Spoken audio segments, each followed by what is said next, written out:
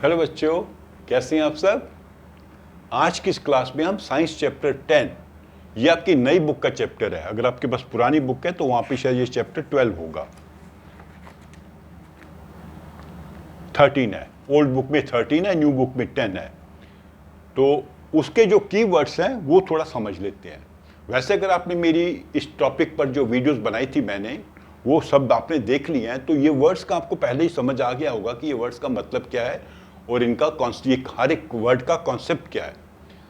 तो हम इस टॉपिक में, इस वीडियो में ये सभी वर्ड्स को एक बार समझ लेंगे, इससे आपके पूरे चैप्टर का रिवीजन भी हो जाएगा। तो पहला वर्ड है एम्पलीट्यूड। एम्पलीट्यूड का मतलब होता है कि जब कोई चीज वाइब्रेट कर रही है तो कितनी दूर जा रही है मेन पोजीशन से। ठीक है, मान लीजिए ये आपने रबर बैंड को ऐसे स्ट्रेच करके रखा हुआ है और आप इसको खींचकर ऊपर ले जाते हैं यहां तक, उसको फिर छोड़ देते हैं, तो ये इसका एम्पलीट्यूड हो गया, कितनी दूर आप इसको खींच कर ले गए थे। क्योंकि ये जब वाइब्रेट करेगा, यहां से जब आप छोड़ेंगे तो ये नीचे आएगा, इतने नीचे जाएगा, जितना ऊपर गया था उतने नीचे आएगा, फिर वापस आके यहां तक जाएगा, फिर नीचे जाएगा और धीरे धीरे इसका एम्पलीट्यूड कम होता जाएगा, फिर रुक जाएगा एक पॉइंट पे आके। तो शुरू में हम कितना इसको ले गए थे वो इसका एम्पलीट्यूड है। या आपने वो देखी होगी वॉल क्लॉक जिसमें पेंडुलम लगा होता है। तो पेंडुलम ये अगर खड़ा है तो ऐसे खड़ा होगा, पोजीशन ऑफ रेस्ट कहते हैं इसे, या मेन पोजीशन कहते हैं इसको, कहते हैं मेन पोजीशन या पोजीशन ऑफ रेस्ट, दो इसके वर्ड होते हैं। तो मेन पोजीशन से आप इसको यहां तक ले गए और यहां से आपने इसको छोड़ दिया, तो ये जो डिस्टेंस है ये इसका एम्पलीट्यूड है। ठीक है, तो मेन पोजीशन से कितनी दूर तक वो चीज वाइब्रेट कर रही है वो उसका एम्पलीट्यूड होगा। जो भी चीज वाइब्रेट करेगी उसका एम्पलीट्यूड होगा। ईयर ड्रम, हमारे कान में एक जो आउटर ईयर है हमारा, इसके अंदर एक कैनाल सी होती है, यहां पे एक होता है, एक मेम्ब्रेन टाइप होती है, झिल्ली टाइप होती है, जैसे रबर को आप स्ट्रेच कर दो पतली सी झिल्ली बन जाएगा। तो ये ईयर ड्रम हमारी जो वेव्स हैं, साउंड वेव्स जो हवा में ट्रेवल कर रही हैं, वो इससे टकराती हैं और ये वाइब्रेट करता है। और ये वाइब्रेशंस आगे जाएंगी इनर ईयर में। इनर ईयर में जो सेल्स होते हैं उन वाइब्रेशंस को कन्वर्ट कर देंगे इनटू सिग्नल्स। वो सिग्नल्स हमारा ब्रेन रिसीव करेगा और हम आवाज को समझ पाएंगे। तो मेम्ब्रेन है, एक पतली सी झिल्ली है जो हमारे कान के अंदर होती है, जो वाइब्रेट करती है जब साउंड वेव्स उससे टकराती हैं। और ये अगर पर्दा, आप इसको कान का पर्दा भी कहते हैं, अगर ये डैमेज हो जाए तो आप सुन नहीं पाएंगे। फ्रीक्वेंसी, जो चीज वाइब्रेट कर रही है वो एक सेकंड में कितनी साइकिल पूरे करती है। साइकिल कैसे होता है, जैसे मैंने आपको समझाया, ये मान लीजिए पेंडुलम है, यहां गया, यहां से वापस आया इधर, फिर वापस आ गया, ये एक साइकिल है, यहां से जाके वहां वापस आया। एक सेकंड में ये कितने साइकिल पूरे करता है उसको उसकी फ्रीक्वेंसी कहते हैं।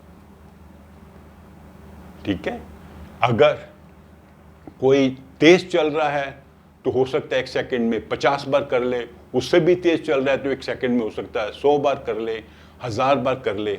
जो भी चीज वाइब्रेट करेगी, ये देखिए मैं इसको ऐसे चला रहा हूं, ये वाइब्रेट कर रही है तो इसकी भी फ्रीक्वेंसी है।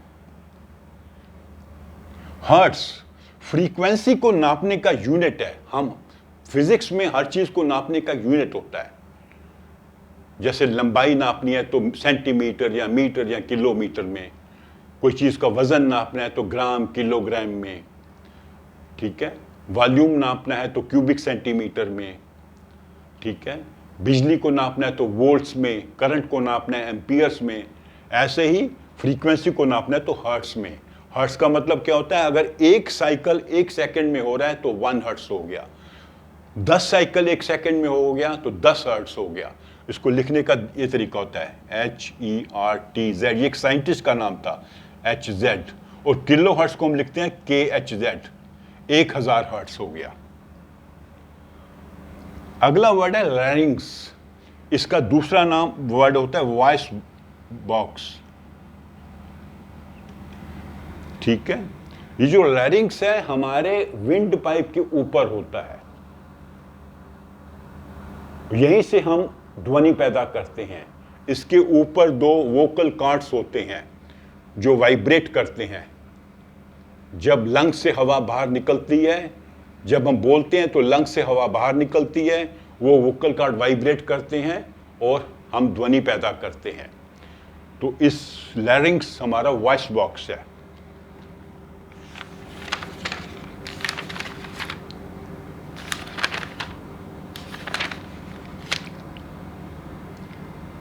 और ये कहां पर स्थित होता है? विंड पाइप के ऊपर।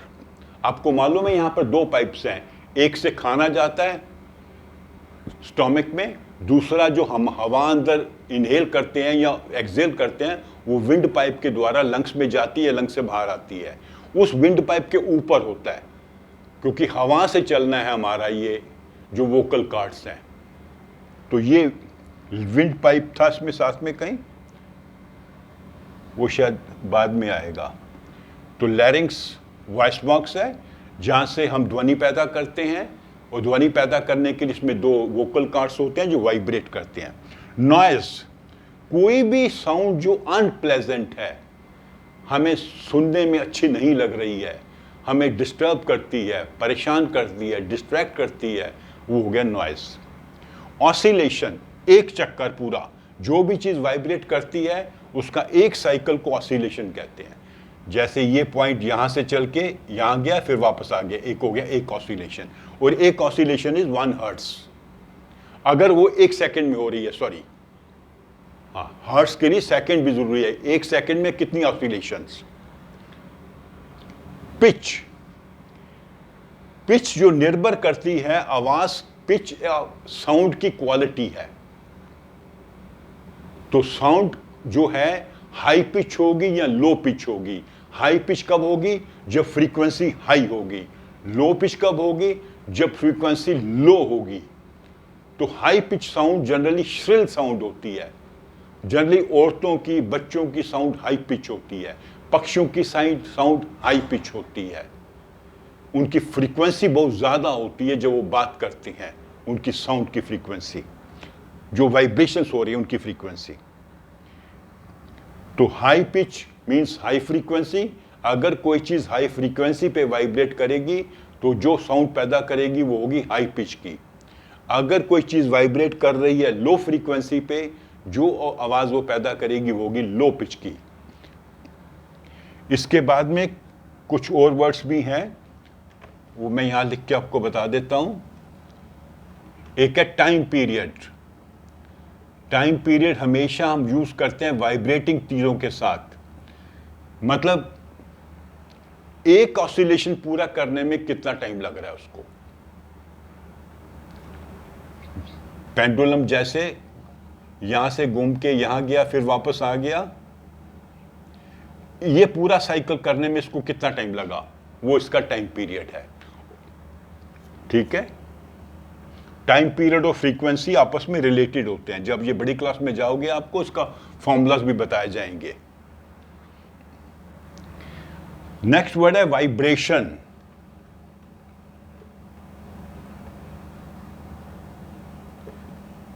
तो वाइब्रेशन का मतलब होता है मेन पोजीशन के आसपास घूमना, टू एंड फ्रो मूवमेंट। इसको इंग्लिश में कहते हैं to and fro movement.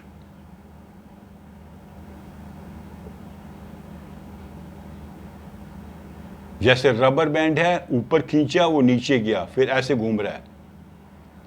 Pendulum है, ऐसे चल रहा है। तो इस टू एंड फ्रो मूवमेंट को कहते हैं वाइब्रेशन। और जो भी चीज वाइब्रेट करेगी वो साउंड पैदा करेगी। हमें सुनाई दे ना दे वो अलग बात है। वॉइस बॉक्स तो मैंने बता दिया लैरिंक्स है। लैरिंक्स का दूसरा नाम है वॉइस बॉक्स।